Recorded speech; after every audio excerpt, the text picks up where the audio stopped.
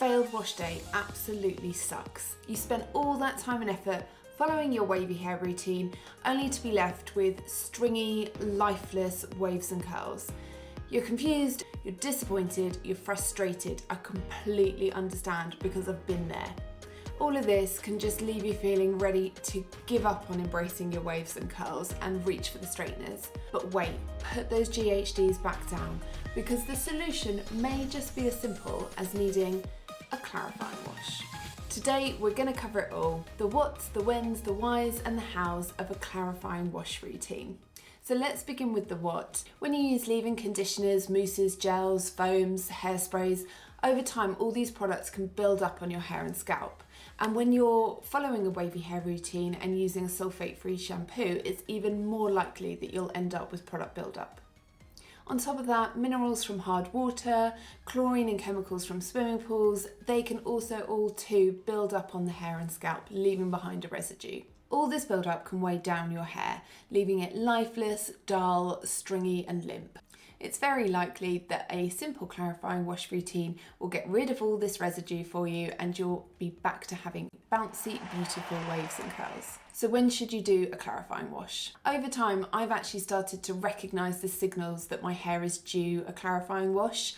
If it starts to look dull, if I start to get quite stringy or limp waves and curls, then I start to know that I've got product build-up and that it's time to clarify. Other signs include if your hair starts to tangle really easily, if it's difficult to brush it even in the shower, or if you're finding it gets oily much quicker and therefore you need to wash it more regularly.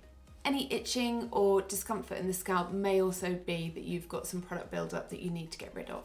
So over time, I think you get used to that feeling of knowing when it's time to clarify your hair. But in the beginning, every 3 weeks is a good guide. Be careful not to clarify your hair too often. There's a fine balance. If you are washing your hair regularly with a clarifying shampoo, you're very likely to experience dryness and then that can lead to damage. With my clarifying wash routine, I'm going to help you avoid damage and I give recommendations of products to use following a clarifying shampoo to build moisture back into the hair and seal those cuticles.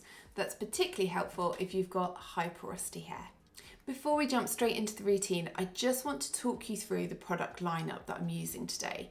I always include a clarifying shampoo, a treatment, a mask, and a leave-in conditioner, and then I would use my normal styling routine.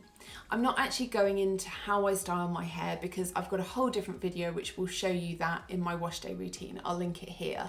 However, today is about the clarifying wash and what I do to build moisture back in. Okay, so let's go through step by step the clarifying wash routine that I do. I start off with the Umberto Giannini Hair Detox Shampoo. I wet my hair first and then I apply the product. It's charcoal black, as you can see here. I rub it in between my hands just to give it a little bit of emulsification, and then I'm really going to work this product into the roots and scalp. Whenever you're cleansing your hair, you are actually looking to clean the roots and clean the scalp. You don't need to worry about your lengths. Naturally, they will get cleaned as you wash the product out, but you really want to focus and massage into the root of your hair. So remember, we're trying to break down that build-up, get rid of any product residue, chemicals, minerals, etc. So I take quite a time just to kind of really work and massage the product in. Alternatives that I sometimes use would be Aveeno Clarify and Shine. I actually find it really tricky to get hold of that product now, but I like that it doesn't strip my hair, but it does a really great job at clarifying. And then also I tried OGX Apple Cider Vinegar Clarifying Shampoo. I used that one when I couldn't get hold of the Aveeno one, and it's really lovely and a pretty good price point. So those are a couple of alternatives. And then one other thing to mention, if you're blonde or silver haired and you get brassy tones, I recently tried and have filmed a whole review of Beauty Pie's Wonder Blonde, and it's really good at banishing all those brassy tones. I won't go into loads of detail, I'll link the video, but I will sometimes use that as my clarifying shampoo because it contains olefin sulfonate, Okay, so obviously I rinse thoroughly, get all of the detox shampoo out of my hair, and then this step really is optional. It's a personal preference, but I do like to double cleanse when I shampoo. So I actually go in with a sulfate free. I'm using Pantene's Lift and Volume today. Again, emulsify it between my hands and then massage it onto the scalp in the same way that I used the first clarifying shampoo. As I said though, this is a personal preference and not definitely a necessary step. It's just something that I learned a few years ago from, I believe it was either my hairdresser or it might have been someone online, but I double cleanse when I do skincare, and I do also double cleanse when I wash my hair. I think particularly as I now go like a good sort of 4-5 days between washes, I do want to make sure that my scalp is really, really clean, that I'm looking after the skin on my head as well as the roots of my hair, and yeah, just washing all that residue and build up away. So this is just something that I personally like to do to make sure I've got a healthy scalp. Right, so now we're on to the treatment step in my clarifying wash routine, and today I'm using the Eliza Becker Sur 100 Protein Treatment. I've got high porosity hair. It's colour treated, it has a tendency to get frizzy, and there's definitely some damage still that I'm growing out that's at the very tip or towards the ends of my hair basically. So I find that protein makes a massive, massive difference to my hair, and this one from Eliza Becker is a really, really good budget option. I take the treatment all the way through, just raking it with my fingers to begin with, and then I will get my vented wet brush and start at the very tips and just gently make sure that I've got a really good distribution all the way through the hair. So that's why I hold on to the mid-lengths and just brush through the tips first, because that's where they tend to tangle, and then once I've got any tangles out, then I can brush the product all the way through. Some of my other absolute favourite hair treatments to use at this stage would include Olaplex No. 3, brilliant bond repair treatment. K18, another fantastic bond repairer, particularly good when you've got dry, damaged hair. So damage caused by colouring or heat, I found that really, really good. And then most recently, I've tried out the Curlsmith Bond Curl Rehab Salve, and I really, really got on very well with that product as well. So those are some of my favourite alternative hair treatments. So once everything is evenly coated, I will then step out of the shower because I'm going to leave it on for at least 20 minutes. So after the 20 minutes is up, I come back to the shower and rinse out the protein treatment. Next, I'll go in with a hair mask. Now, I appreciate that this might seem a bit of an intensive process or unnecessary for some people, but for me, my high porosity hair is recovering from excessive heat styling, bleach highlights, particularly at the ends. So for me, the treatment step helps repair bonds, add protein to my hair, and then the mask will help moisturize, hydrate, and leave it feeling softer. So if your hair isn't damaged and it's not high porosity, you could just skip the treatment step and use only the hair mask. Something else I should highlight at this stage is that I do not follow a wavy or curly hair method strictly.